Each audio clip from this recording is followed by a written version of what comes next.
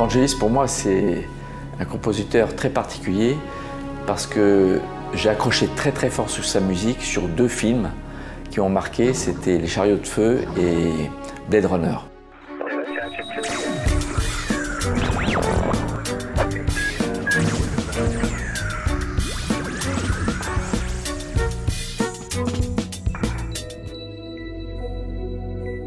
Grâce à la musique du célèbre compositeur grec Vangelis, retour sur la mission Rosetta qui a exploré avec succès la comète Shuri ou Churyumov-Gerasimenko. Les observations réalisées par Rosetta et son atterrisseur Philae sont d'ores et déjà très stimulantes, qu'il s'agisse des 2 lobes du noyau de la comète ou de la soixantaine de molécules détectées dans la chevelure, parmi lesquelles des acides aminés que l'on qualifie de briques élémentaires de la vie. De quoi inspirer Vangelis, fervent amateur d'évocations cosmiques. Quand on écoute l'album Rosetta de Vangelis, en fermant les yeux, on voit qu'on part dans l'espace. Pour ceux qui connaissent la mission, eh bien, on arrive à faire des rapprochements. On reconnaît la musique qui est du long voyage, on est loin de la Terre, on est un peu endormi, on attend d'être réveillé. Et on reconnaît le moment où on se met en orbite, où on est proche d'une rencontre, on est proche d'un rendez-vous avec un objet mythique. Vous savez que le noyau d'une comète, c'est un objet céleste qui n'a pas évolué depuis la création du système solaire, il y a presque 5 milliards d'années. C'est pour ça qu'on va le chercher. Et donc, on se dit que si on partait en voyage habité vers ce noyau de la comète, la seule musique qu'on emmènerait, c'est celle de Vangelis.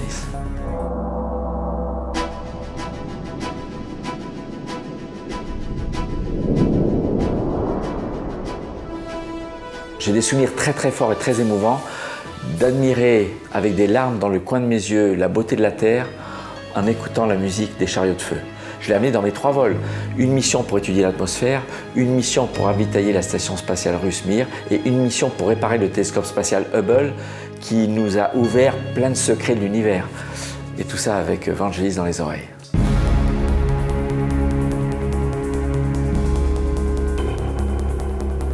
Ma première rencontre avec Vangelis était au siège de l'Agence spatiale européenne. C'était fantastique parce que j'avais devant moi un maître pour moi de la musique et qui m'a transporté dans l'espace, qui m'a fait apprécier encore plus mes vols spatiaux et la vue du monde extérieur.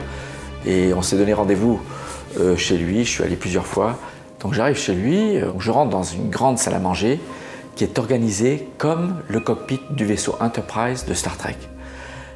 Des amplificateurs, des équipements partout et puis un panneau de contrôle qui ressemblait à un panneau de contrôle de vaisseau spatial. Des centaines d'interrupteurs comme dans la navette spatiale.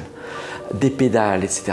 Il m'a raconté comment il composait ses musiques, parfois en direct, en temps réel, en regardant les images, spontanément lui vient la musique du film, qui est accrochée aux images telles quelles.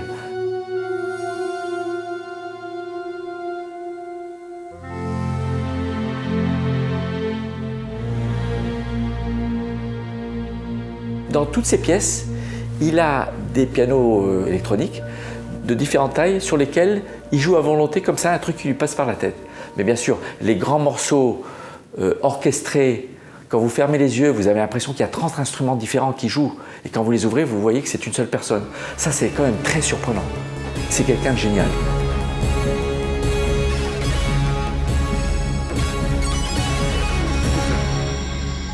Down deep, don't